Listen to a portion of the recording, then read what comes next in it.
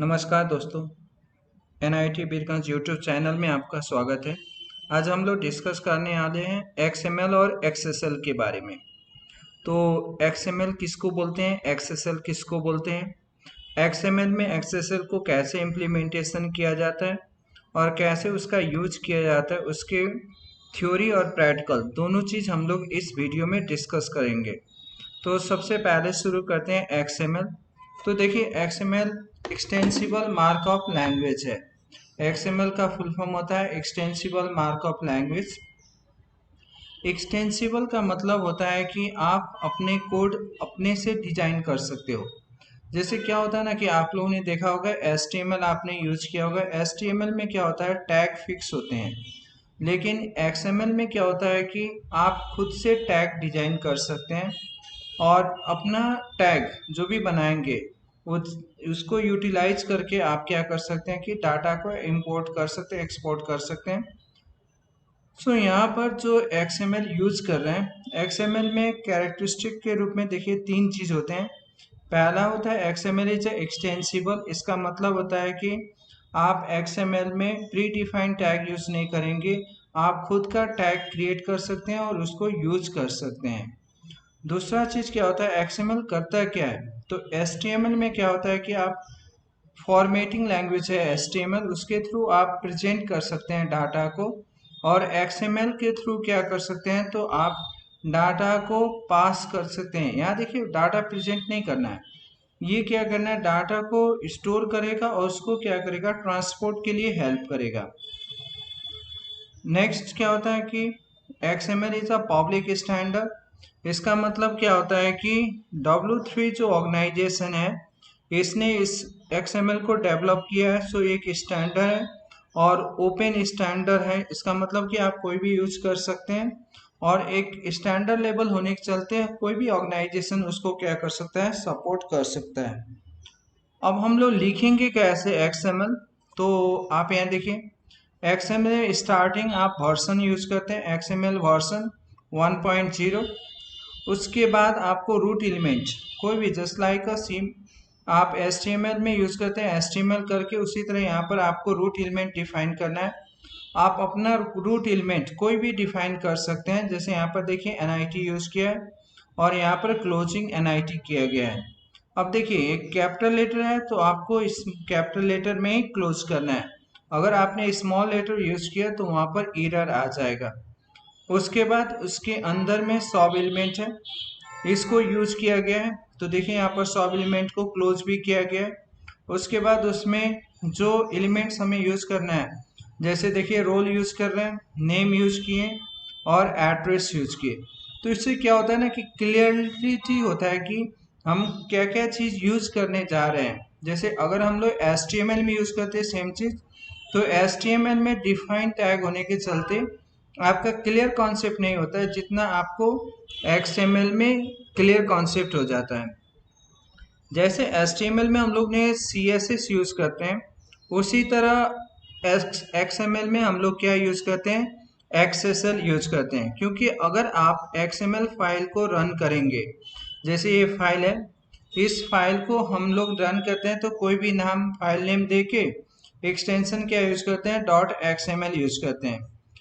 जब आप इस फाइल को रन कीजिएगा तो ये फाइल क्या होगा कि आउटपुट जैसा आपने लिखा है डिजाइन टाइम में उसी तरह का दिखाएगा, सिर्फ कलर चेंज आएगा। तो इससे क्या होता है कि आपको आउटपुट दिखता नहीं है तो लगता है कि कुछ हुआ नहीं। अगर आपको आउटपुट देखना है तो उस समय आपको यूज करना होगा XSL को यूज करना होगा। XSL क्या है, XSL extensible style sheet language है, जो XML का लैंग्वेज भी है, जो क्या करता है कि XML के एलिमेंट्स को प्रॉपर फॉर्मेट में, यानी आपको आउटपुट फॉर्मेट में डिस्प्ले करने के लिए हेल्प करता है। यहाँ पर XSLT होता है। XSLT का मतलब होता है extensible style sheet language transformation, जो क्या करता है XML और XSL दोनों को मिक्स करता है, प्रोसेस करता है। प्रोसेस करने के बाद जो आउटपुट होता है उस आउटपुट को ऑन द स्क्रीन डिस्प्ले कर देता है। तो XSLT प्रोसेस करने के लिए यूज होता है। प्रोसेस किसको करेंगे, तो XML को और XSL को प्रोसेस करेंगे, और प्रोसेस करने के बाद जो आउटपुट आएगा उसको ऑन द स्क्रीन डिस्प्ले करेंगे। तो XML का लैंग्वेज के रूप में कौन सा यूज होता है? XML के लैंग्वेज में आप XSL को यूज करते हैं। अब हम लोग लिखेंगे कैसे? तो देखिए, पहले हम एक XML फाइल यूज करते हैं। तो XML वर्जन 1.0 हो गया। अब यहाँ पर इफेक्ट करने के लिए, XSL का इफेक्ट करने के लिए आप ये वाला लाइन देखिए, XML स्टाइल शीट हो गया। उसके बाद href लिंक किससे? तो ये XSL फाइल से लिंक करेंगे। इस तरह हम लिंक करेंगे। उसके बाद यहाँ पर देखिए, रूट एलिमेंट आपका स्टूडेंट है, क्लोजिंग यहाँ स्टूडेंट से क्लोज किया गया है। ये सब एलिमेंट है यहाँ पर यूज किया हुआ। आप जितना चाहें उतना सब एलिमेंट यूज कर सकते हैं। जैसे देखिए, स्टूडेंट के भीतर एस है, उसमें हमने लोगों ने डिफाइन किया गया नेम, ब्रांच, एज, सिटी, और फिर उसको क्लोज कर दिया गया। उसी तरह फिर दूसरा सब ब्लॉक यूज किया गया। फिर तीसरा, आप जितना चाहे उतना ब्लॉक यूज कर सकते हैं। कितने स्टूडेंट का नाम देना है वो आपके ऊपर है।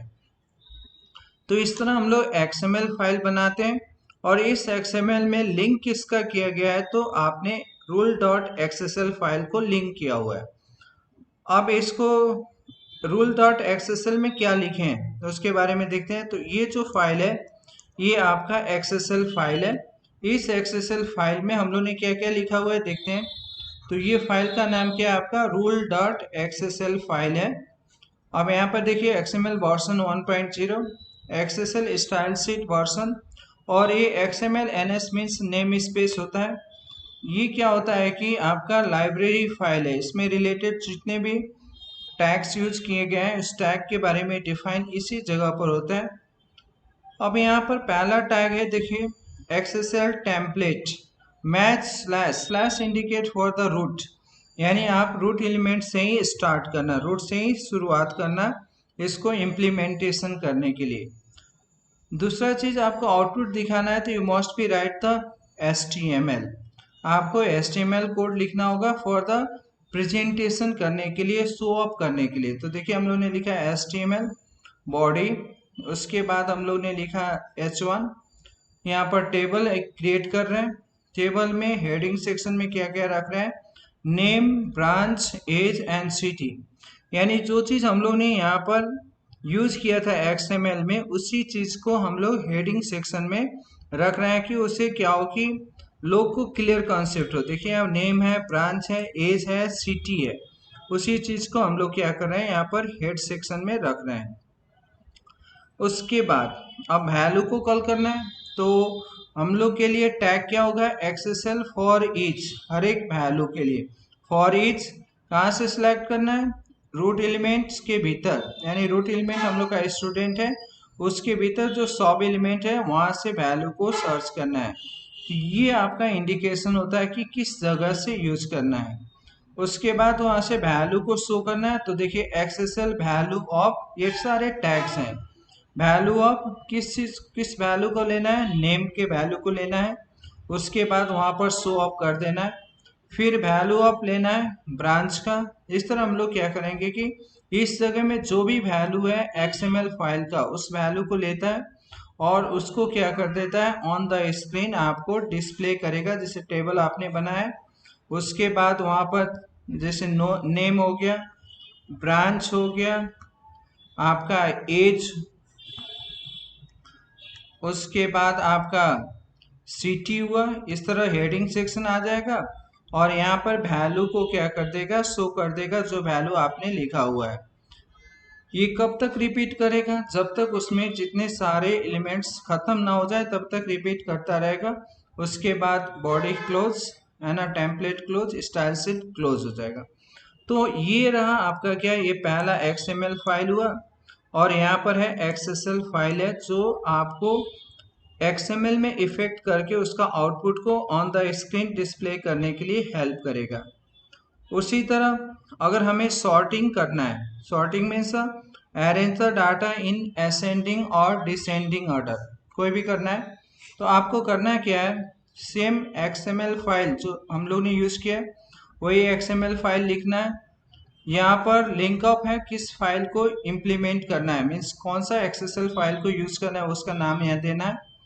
अब यहाँ पर देखिए आपने एक्सएसएल फाइल को यूज किया है, तो ऑलमोस्ट जैसे हम लोग ने ऊपर डिस्कस किया था वही चीज़ है, बस आपको करना क्या है कि सिर्फ एक ही डिफरेंट है, यहाँ पर यूज किया ये लाइन, बाकी सारे लाइन सेम ही होंगे।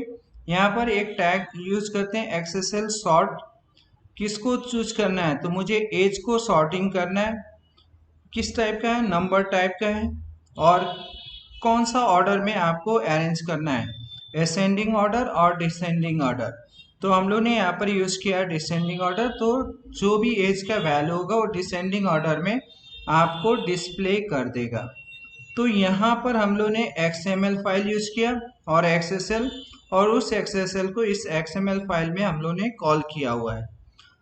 फिर हम लोग दूसरे फाइल को देखें, यहाँ पर इफ स्टेटमेंट को यूज करते हैं, जस्ट लाइक हम लोग प्रोग्रामिंग में इफ स्टेटमेंट यूज करते हैं कंडीशन चेक करने के लिए, उसी तरह यहाँ पर भी देखें, ये आपका XML फाइल है, कोई भी नाम से आप XML फाइल अपना सेव कर दीजिए, और उसमें इफेक्ट किसका किया गया है, देखिए ये XSL फाइल का rule2.xsl फाइल, इसमें XML फाइल जो पहले है लिखे हैं उसी तरह आपको लिखना है, और XSL में भी ऑलमोस्ट सारे चीज सेम ही रहेंगे, बस फर्क क्या होगा आपको, सिर्फ इतना ही फर्क होता है।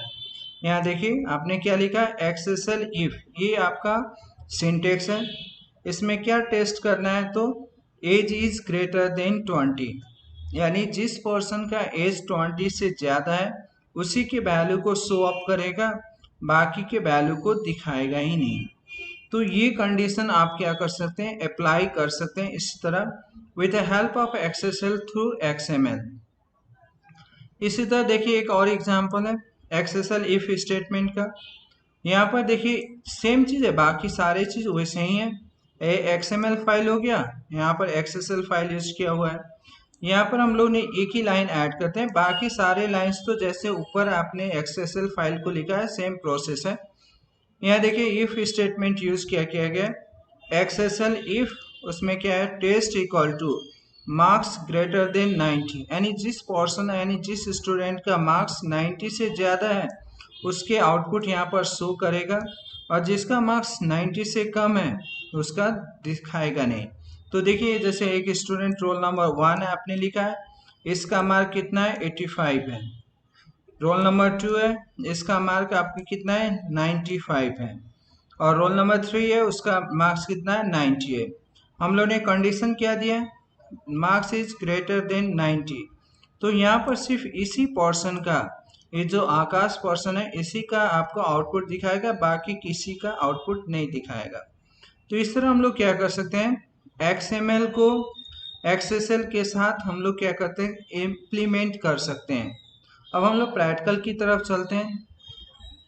तो आपको करना क्या है, एक सी ड्राइव में या जो भी जहाँ पर हो एक फोल्डर बना लीजिए, और उस फोल्डर में आपको क्या करना है, XML फाइल को क्रिएट करना है, और उसके बाद वहाँ पर effect of the XSL file use करना है। तो आप XML और XSL जहाँ भी बना सकते हैं, आप सी ड्राइव में बनाइए या आप डेस्कटॉप में क्रिएट कर लीजिए। चलिए डेस्कटॉप में यहाँ पर क्रिएट कर दिए। अब हम लोग को बनाना क्या है, तो आपको नोटपैड ओपन करना है, सबसे सिंपल, कोई भी अलग टूल्स यूज करने से नोटपैड यूज कर सकते हैं। देखिए नोटपैड में लिखा हुआ है, सेम थिंग्स है, यहाँ पर लिख दिया गया। इफेक्ट किससे कर रहे हैं, rules.xsl फाइल, यहाँ देखिए ये भी फाइल है, इसको भी हम लोग नोटपैड में ही, नोटपैड ही यूज कीजिए, सिंपल है, आपको कोई ज़्यादा टूल्स यूज करना नहीं है। जो हम लोग ने पहले डिस्कस किया था वही कोड यहाँ पर यूज किया गया, और ये फाइल को यहाँ पर हम लोग ने क्या किया, ये जो स्टूडेंट फाइल है उसमें इम्प्लीमेंट किए हैं। बस करना है, नोटपैड में आपको फाइल लिखना है, उसके बाद फाइल में सेव एज कर देना है, और जो भी नाम आप देना चाहें उसको डबल कोट में आप नेम लिख दीजिए, और उसके बाद एक्सटेंशन मस्ट भी XML यूज कीजिए। यहाँ पर XML यूज कर लिया, यहाँ फाइल आपका बन जाएगा। ठीक, तो यहाँ पर फाइल बन गया, देखिए इस तरह आप क्या कर सकते हैं कि XML फाइल क्रिएट कर सकते हैं। लाइक अ सेम वे आप क्या कर सकते हैं, XSL फाइल भी उसी तरह आप नोटपैड ओपन कीजिए, उसमें क्या कीजिए XSL फाइल लिखिए, बस फाइल में जाइए, सेव एज कीजिए और करना क्या है कि नाम देना है। ठीक है, आपने नाम दिया और एक्सटेंशन क्या कर देना है, .xsl फाइल यूज करना है, इसको सेव कर देना है। यहाँ पर आपका फाइल क्या हो जाएगा, क्रिएट हो जाएगा। तो इस तरह आप कर सकते हैं। अब जैसे रन कीजिएगा फाइल को, तो फाइल को रन करने के लिए ब्राउजर में रन करना होगा, सेलेक्ट कीजिए, राइट क्लिक, उसके बाद ओपन विथ, मैंने ब्राउजर यूज किया। तो देखिए यहाँ पर आपका इफेक्ट दिखा रहा है। तो जो डाटा आपका नॉर्मल फॉर्मेट में था उसको यहाँ पर टेबुलर फॉर्मेट में दिखा रहा है। पहला प्रोग्राम ये हो गया आपका। उसी तरह दूसरा प्रोग्राम हम लोग ने यूज किया था, देखिए स्टूडेंट फाइल है, यहाँ पर हम लोग ने पहले XML फाइल यूज किया। यहाँ पर किसको यूज कर रहे हैं, sort.xsl फाइल को यूज कर रहे हैं। ये करता क्या है, ये आपका इफेक्ट करेगा सॉर्टिंग करने के लिए। तो sort.xsl में क्या लिखा हुआ है, देखिए जो हम लोग ने अभी पावर पॉइंट स्लाइड में देखा था वही चीज़ है। यहाँ पर क्या है कि आप देखिए सॉर्टिंग किया हुआ है, यही एक लाइन ऐड किया हुआ है, बाकी सारी चीज़ वही है। एज नंबर किस चीज़ में करना है, डिसेंडिंग ऑर्डर में करना है।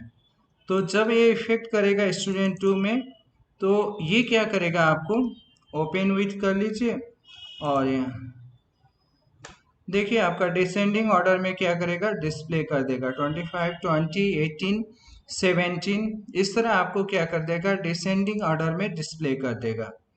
उसी तरह अगर आपको इफ स्टेटमेंट का इम्प्लीमेंटेशन करना है, जो हम लोग ने यूज वहां पर पढ़ा था कि कंडीशन चेक करने के लिए इफ स्टेटमेंट, तो आपको XML फाइल यूज कर लेना है। यही XML फाइल जो हम लोग ने स्लाइड में देखे थे यूज किया हुआ है XML फाइल। इसमें कौन सा XSL को यूज कर रहे हैं, तो rule2.xsl। अब इसको भी चेक कर लेते हैं, क्या लिखा हुआ है rule2.xsl में। देखिए बाकी सारी चीज वही है, बस यहाँ पर कंडीशन क्या अप्लाई किया गया है कि if test equal to age is greater than 20, यानी जिसका एज 20 से ज्यादा है उसी का आउटपुट दिखाना। तो हम लोग रन कर लेते हैं, स्टूडेंट 3 का था। यहाँ पर जब हम लोग इसको रन करेंगे ब्राउजर में, तो देखिए यहाँ पर जिसका भी है उसका 20 से अबव जो एज है उन्हीं का वैल्यू शो कर रहा है, बाकी का वैल्यू दिख नहीं रहा है। तो ये क्या कर सकते हैं आप लोग, इस तरह प्रैक्टिकली चेक कर सकते हैं। एक फोल्डर बना लीजिए, फोल्डर में पहले XML फाइल यूज कीजिए, बना लीजिए, नॉर्मल ही है। आप नोटपैड क्रिएट कीजिए, उसी में XML फाइल को लिखिए, सेव एज कीजिए और .xml करके सेव कर लीजिए।